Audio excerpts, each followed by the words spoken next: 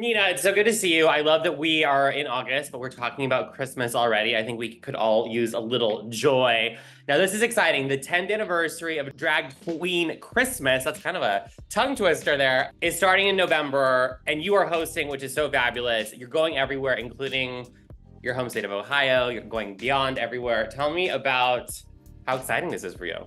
Yeah, this is my third year hosting Maureen Peters Drag Queen Christmas, and I mean, in the 10th anniversary celebration, this is the biggest one yet, right? So we've got a stacked lineup of some of the best and brightest to ever do the damn thing ever on any stage in the world of drag. So we've got, winners like Sasha Colby and Jimbo, and the newly crowned All Stars 9 winner Angeria, to, legends like Roxxxy Andrews. This is Shea Coulee, also a winner. That's what we have, got Brooke Lynn Hytes and a host.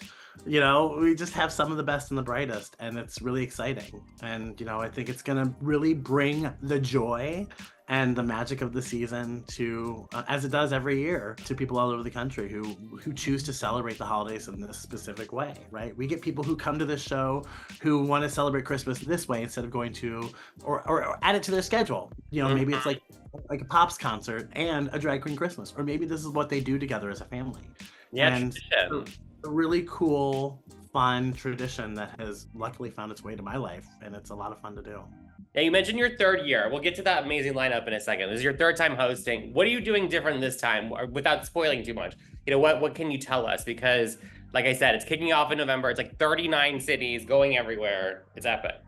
Yeah, I think what I'm doing different is we're going to be doing a new holiday song that is going to be written, which is going to be a lot of fun. I'm writing a new Christmas song for this tour, and I think also be more receptive and open to what this audience is calling for, which is the joy of it all, the celebration of it all. I mean, it's not. I'm not here to reinvent the wheel. I'm at the helm again for a reason. It's like.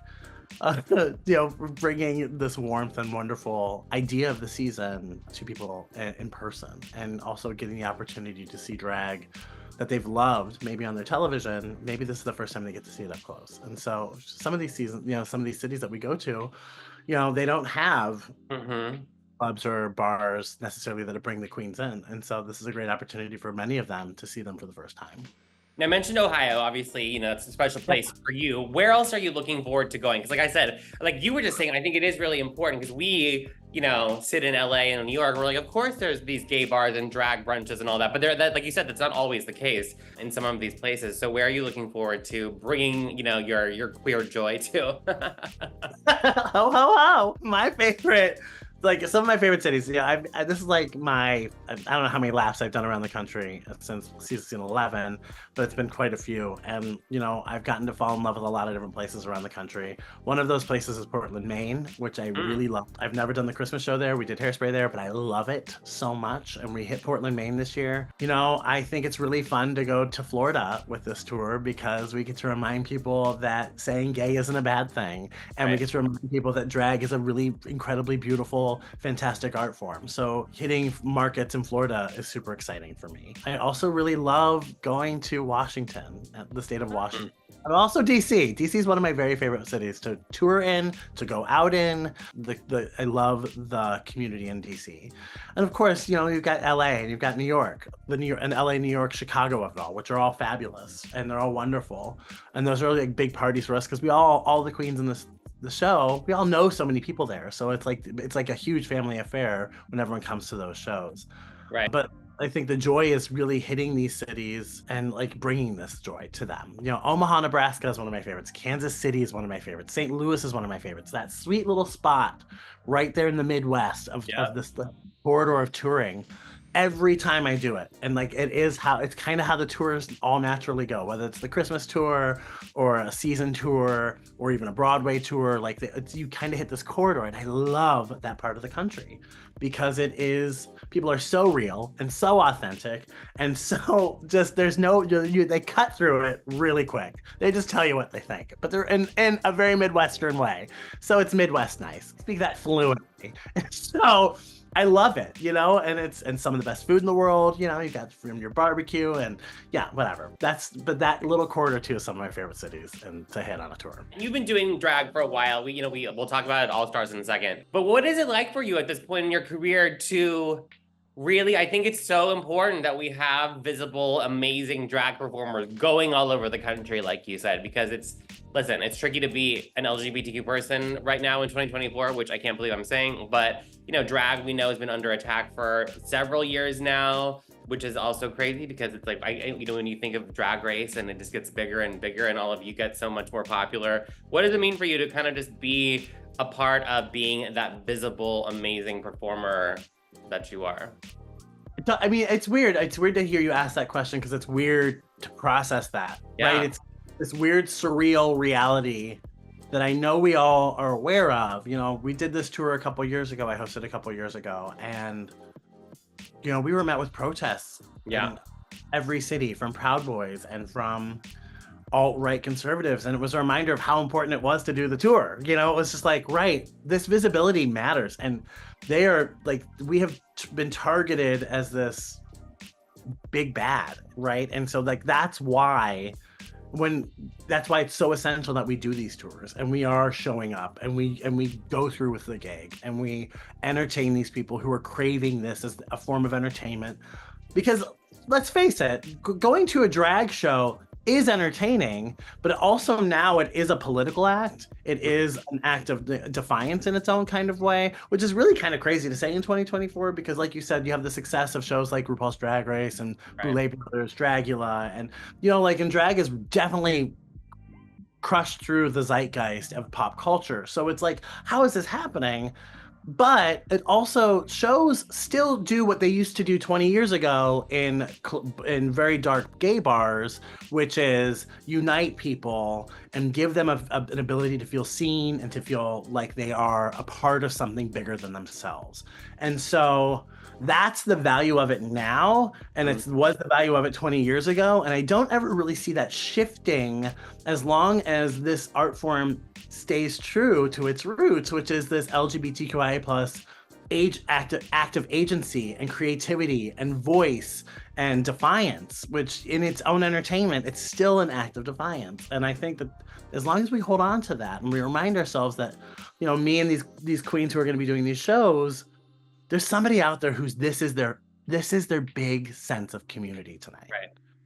And I remember what that's like prior to ever really becoming a drag queen, just being closeted, what have you, right? I remember my own how that informed my own story. I think we all are very aware, especially in this political climate, of how connected we have to be to that specific component of the message. That is, for some of these people, this is their access to a bigger community.